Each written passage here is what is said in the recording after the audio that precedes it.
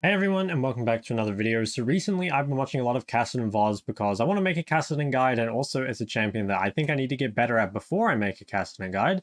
So I've been looking at a lot of VODs and learning a lot of stuff, and this is one that I really wanted to share with you because personally I feel that when I'm playing Kassadin, the most difficult matchups are the ranged AD matchups. So stuff like Jace or Lucian, Tristana, those sort of matchups. And in this game, Chovy played a really good game against the Jace, so I kind of wanted to share it. The first thing that you're going to see is actually the adaptation. So one thing that I think low Kassadins really kind of don't think about is how much you can actually change on Kassadin. The thing with Kassadin is that you just have like a lot of flexibility. There's a lot of good keystones on Kassadin. You can do stuff like take really different rune pages. You can even do stuff like, skip your tier in first base by Catalyst and then, go for tier after that. So we'll kind of look at the adaptations in this video, but basically there's a lot of stuff you can do. You can even change your skill order. Obviously in some matchups you do like 3 points Q Emax. There are some games where you do Emax and then Wmax second. There are some games where you do Emax and then Emax Q second. So there's a lot of stuff you can do, and basically everything on Kassadin is viable. And I think that's one thing that's actually quite cool about the champ. So let's see what we have here. We're playing Kassadin versus Jace. Obviously, it's a tough matchup. That means we need to take second wind. It's basically a given, and we also need to take Doran's shield. That's just going to help us a lot in the kind of mage or melee versus range matchups. I also see that he's gone for double armor shards, which I think it kind of makes sense. The more armor that you can have, it obviously synergizes with health that you're going to buy from Catalyst and stuff like that. So that's really nice. And one thing you guys might be surprised by is actually the spellbook. So if you've been watching pro play recently, you would have seen that most Kassadins are actually running Spellbook in competitive, and the reason is that Spellbook helps you a lot in the early game. Cosmic is great for TP cooldown. The middle tree can be like Biscuits for extra mana sustain. It can be DMAT to help you get better bases, or it can be Futures Market to try and get that Catalyst base a little bit earlier. And then the top row can be Magic Footwear if you want to get Roa quicker. It can even be Perfect Timing if you want that stopwatch, and also saves you money on Sonya's later. So basically, Unsealed Spellbook is a lot stronger early game, and it's much better if you're against a ranged champion anyway, because mainly the reason you're taking the Conqueror tree anyway is for Presence of Mind. But at the same time, Conqueror versus especially like heavy range comps is basically a dead keystone. It's really hard to prop. And actually, I've seen tons of different keystones recently. I've seen Electrocute Kassadin. I've even seen First Strike Kassadin into something like Silas. Obviously, like the Conqueror is always an option. And then yeah, Spellbook seems to be kind of like the most common at the moment. I think if you're one thing I would kind of like to experiment with is Electrocute versus ranged a little bit, because obviously Spellbook, the inspiration tree, does give you a lot of early power, right? But maybe like with the power from Taste of Blood early, you could run an Electrocute tree. I'm not sure if you could do it against something as strong as Jace, but there might be options there. So that's kind of old stuff that's going to be in my casting guide once I figure it all out. Yeah, I've kind of got to get through it all first, but it's been kind of fun to learn. So first off, let's see what we got here. Obviously, we have like a pretty hard losing matchup, but we do have a ganking support, so do they. And I'd say both junglers don't want to pressure mid too much. They might, but it's not like they're super hard ganking junglers or something like that, right? Now, one thing you have to be quite careful of when you play Kassadin early is more the punishment of your jungler. So some things that I've been kind of experimenting with recently is actually just warding. Like for my jungler's second buff. So like, for example, if Graves is starting topside, I've actually been warding bot side very early a lot of the time, because what is really common is that people just like push 3 waves mid and then they invade your jungler on the other side because they know that Kassadin just can't do anything about it. So we'll see if that actually ends up happening here. Now we started E. Normally you start Qing Kassadin just to farm, but here it's like you're in an AD matchup anyway, so the Q shield isn't amazing, and also you don't really have to worry about E pushing the wave back to your opponent anyway, because, well, they're just going to spam shove. And you also notice real quick here that he's actually not afraid to take damage for creeps, as long as it's only one auto. Doran's shield plus second wind should be able to provide most of the sustain you need. If you take too many autos, obviously it's bad, but if you only take a couple, it's fine. So Jace warded topside, which is kind of whatever. I don't think it really does anything as a ward, but Jace isn't really gankable with a Kassadin. And that's like one real annoying thing I think about these sorts of matchups as Kassadin is your gank setup is pretty trash. Like obviously you got the E slow, but most melees when you're playing against a champion like this, your advantage is that you can, chase them down the lane really easily, or you have like a really good gank setup. And Kassadin doesn't really have either of those. But pretty much, you are just trying to make sure that you stay reasonably healthy and that you keep your CS up.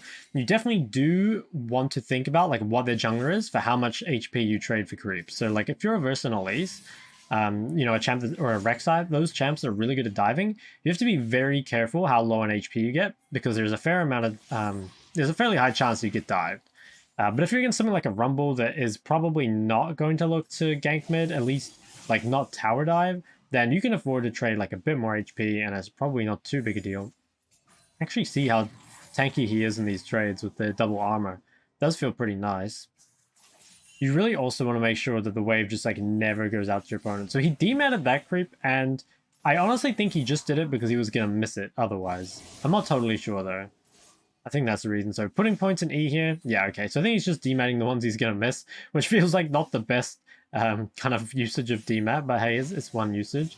He also warded over the wall. That's just to protect him if Rumble's gonna do something like flash over the wall. Pretty unlikely, but again, versus other champs like Vi, that ward is like really good against, and just in general as Kassadin, you can't really get wards further out anyway, so yeah, you're either gonna ward the lane or just like ward something defensive like that. Now, for your first base as Kassadin, I'd say probably the most common one is, at least in these losing matchups, is just to go for something like tier Ruby Crystal, because that gets you stacking towards a tier, and also the Ruby Crystal means that it's, you know, much harder for you to die, and it allows you to kind of, I wouldn't say start trading favorably, but, you know, you can kind of neutralize trades, and once you get to that point on Kassadin, you're actually kind of fine. Now here, this I would say is like one of the scariest points for Kassadin. It's when your wave is pushing back out to your opponent and you're kind of like not high enough HP to contest it. It's very tempting to want to crash this wave because if you're in a range versus range matchup, that's probably what you do. But the thing is on Kassadin, you can afford to be slightly inefficient just to make sure you don't die. If you don't die in this champ and you keep your CS like reasonably high, even down 10 CS, you're probably winning. In fact, down 10 CS to Jace is like hard winning. So you can see here, goes for the tier Ruby Crystal, buys a pink and a health pot. Now the pink's going to be interesting. I'm wondering where he's going to put it, because obviously he doesn't have a lot of control and it is kind of hard to defend. I think part of the reason behind buying the pink might just be to make sure that he can crash this wave and feel safe doing it, but honestly he hasn't placed the pink yet, so I'm not totally sure.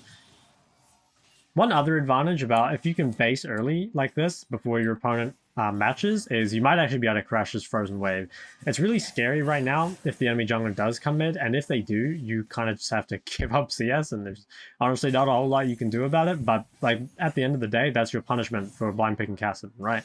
Is if you're in a matchup like this, naturally you have less control, but the control that you do have, like you can get enough out of it to still make the game playable, I suppose. So this wave goes in. You're going to see what he uses priority for. Most likely going to be a ward in the river. Okay, so actually wards that bush and it's going to pink deep, I assume.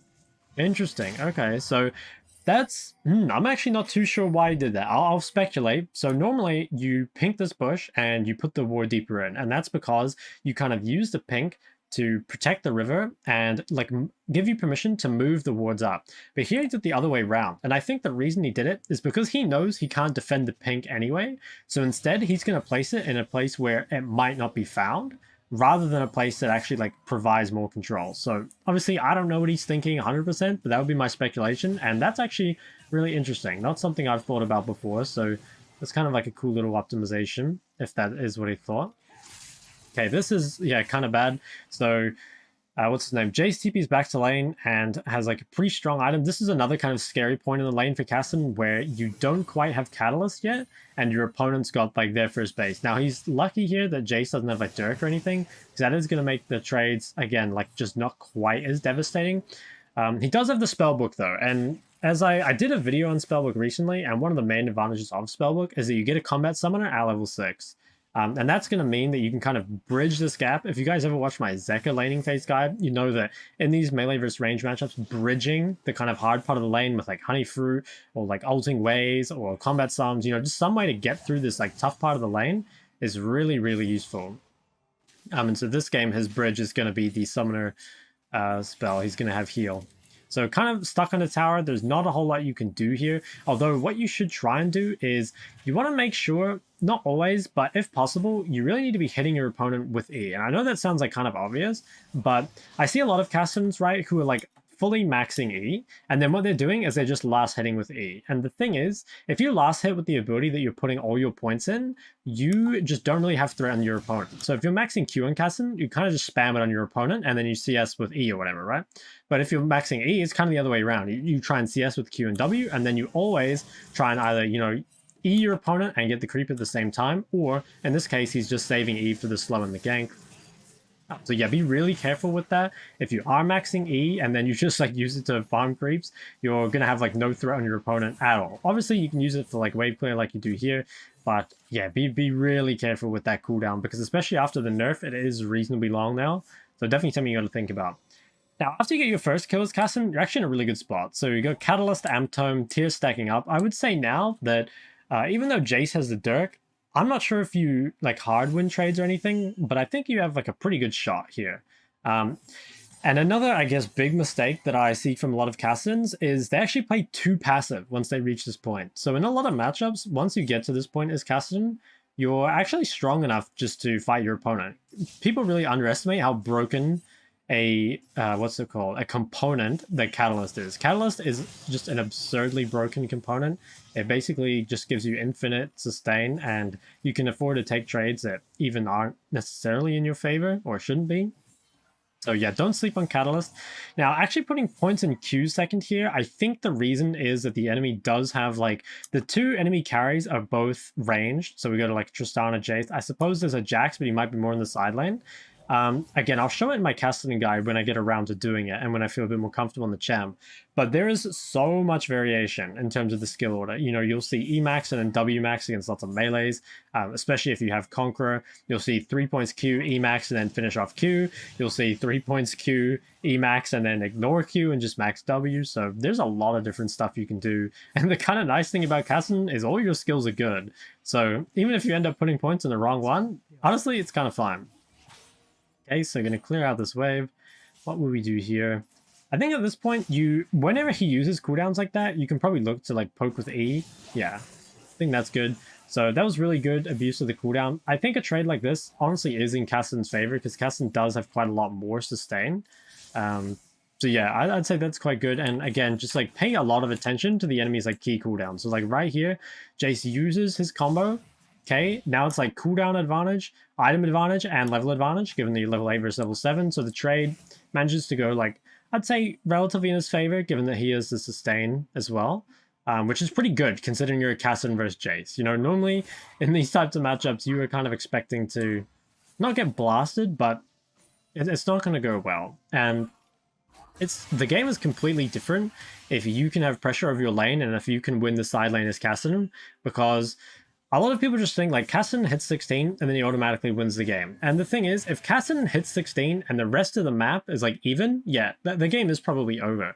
But if Kassadin hits 16 and your team is at a major deficit and the enemy mid laner is like really fed, it honestly doesn't mean as much as you'd think. The thing with Kassadin is he scales very, very hard in a 0-0 game. When people aren't getting a lot of kills, or Kassadin is the only one getting a lot of kills, he gets so many stats from you know, Roa and Seraph that he just scales way harder than anyone else. But if you fall behind, you know, the enemy team is really fed, enemy mid is really fed, actually doesn't feel as good as you'd think. But here, is able to get a lot of control over mid and is just poking with the E and the Q now, so he's managed to buy himself enough space that he feels like he can just CS with only using autos and W, and he can actually just like use Q and E on his opponent like this over and over.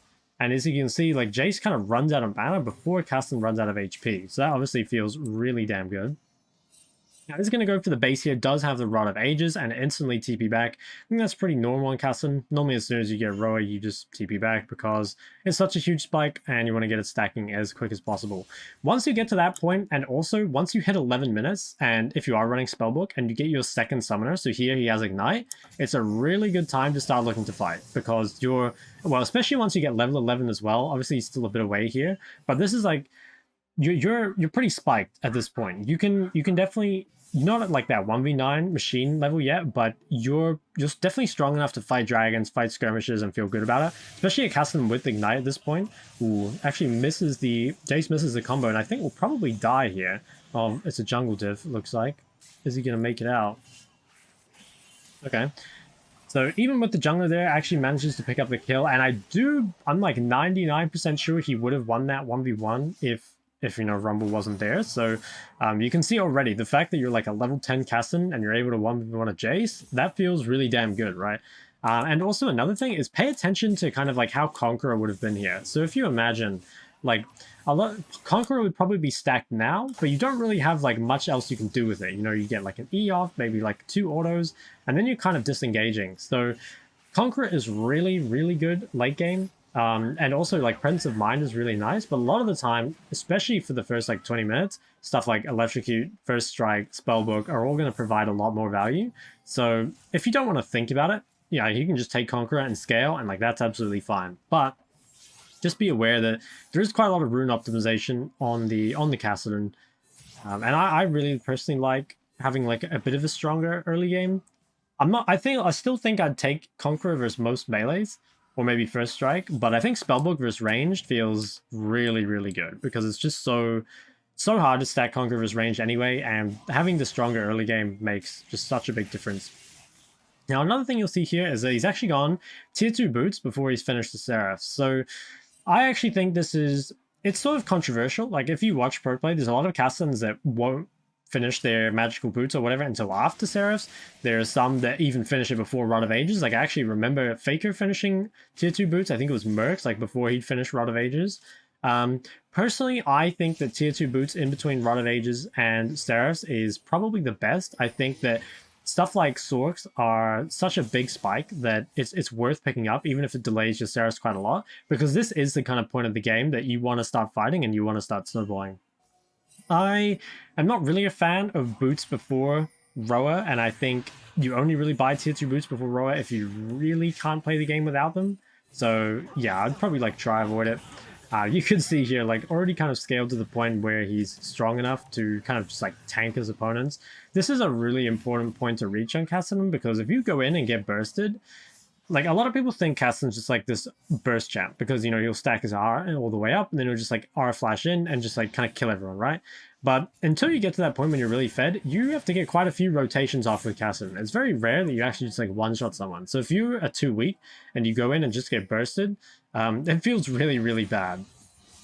So yeah, I mean, this game, it looks pretty over, honestly. If you're a Kassadin at this state of the game, you're feeling so good. Like, you've managed to get on the clock CS, and you don't have any deaths. Like, never mind the 4 kills.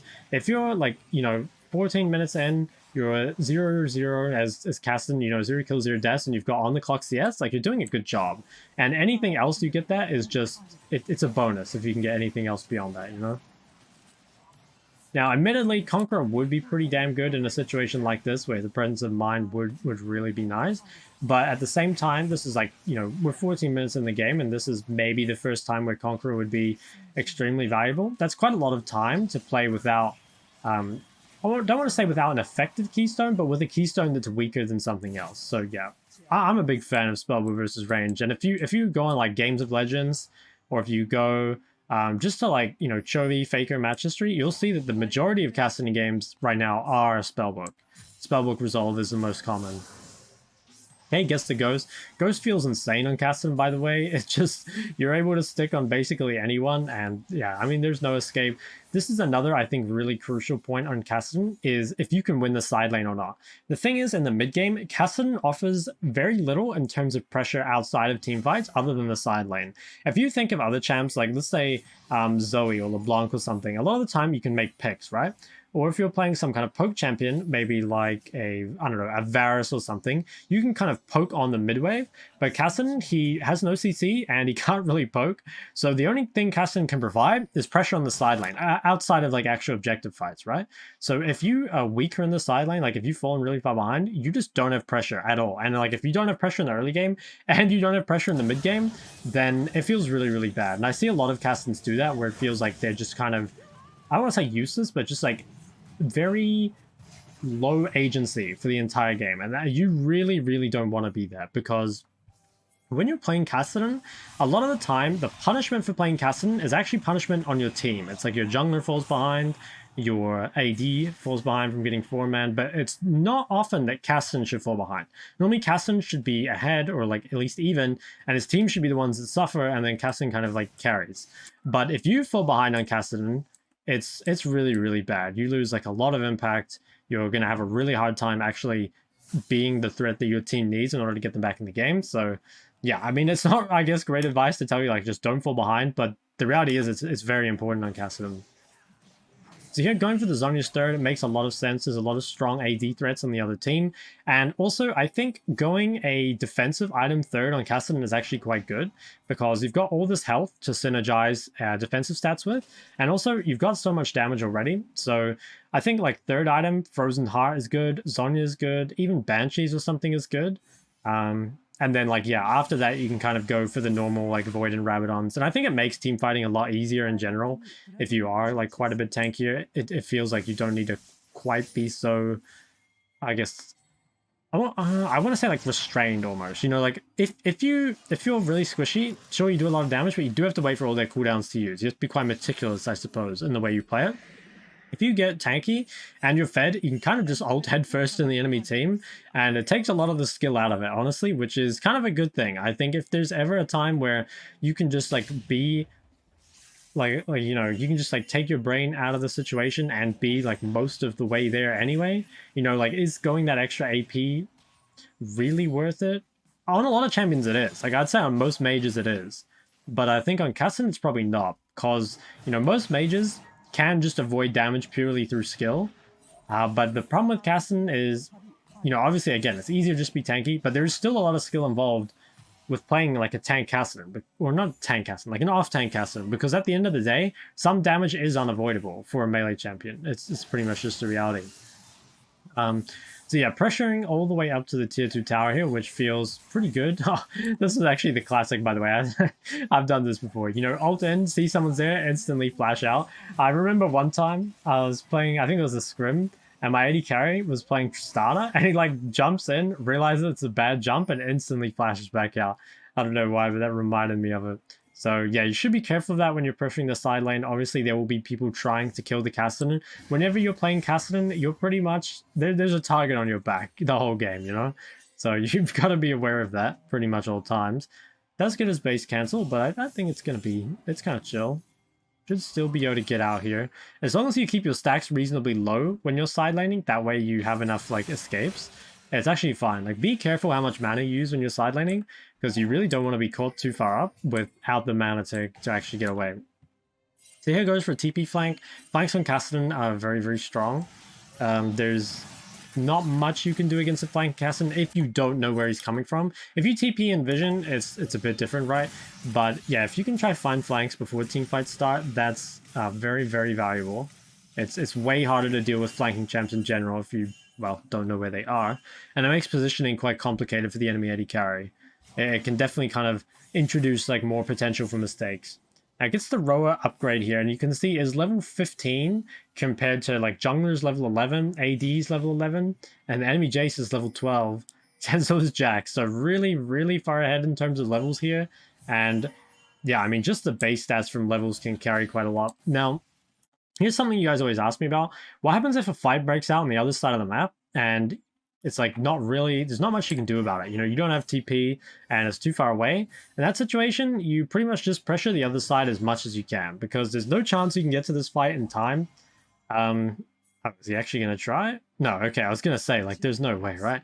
I think, yeah, it kind of sucks, because a lot of the time, if your team dies after 20 minutes, you do just give Baron, which, I mean, it feels really bad. Normally, though, if you can just, like, pressure the other side, it is going to be better, which is, like, what he's doing here, because realistically, you go and try stop Baron as a half HP Kassadin, it's not really going to work, right? But here, at least he can trade 600 gold back on the bot side, which is actually, again, it's not worth Baron, but it's the best he can get in this situation. And it's actually very good for Kassadin, even if it's, again, maybe like not the best for his team. So yeah, be very willing to be selfish on Kassadin. I think that's very important as well. He's going to take the Krugs.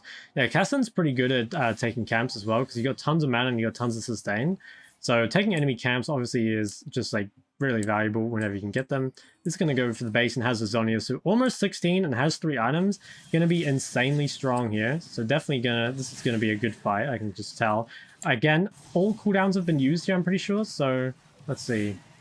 Okay, not all cooldowns. Rumble got used. Rakano got used. Okay, so there's still Tristar and Jax are, but a lot of the cooldowns are down. And he's full HP here, so it's gonna be a really easy fight, and has exhaust as well. So you can always just exhaust the most fed carry here, and that's gonna make this just super easy. I wonder if he can get 16 before the fight. I think he's pinging the bot wave. Yeah, okay, so he's gonna try to get 16 before this fight starts. It's a good call. I like it. His team can just delay like a tiny bit. One more creep. Oh my god, he doesn't have it. Depression. He's so close. But he will get it off 1 kill, so hey, just get a kill. Okay, finds the flank. I really like that move there.